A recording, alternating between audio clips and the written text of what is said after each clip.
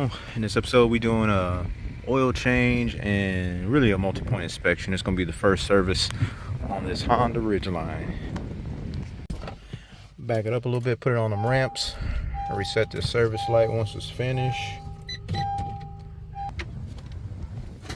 3.5 engine takes 5.7 quarts of some 0W20 full synthetic, and the oil filter typically it's going to be a 1773 or 7317.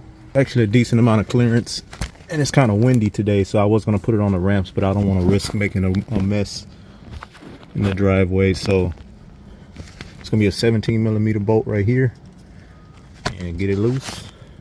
All right, and that oil filter is right on the passenger side. Sometimes the lube techs like to tighten the shit out of that oil filter, so you might need one of these. All right, good to go.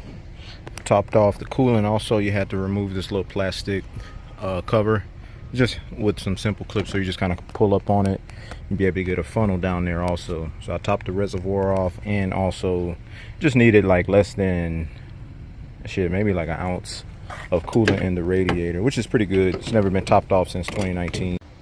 Put this back, and we are good to go.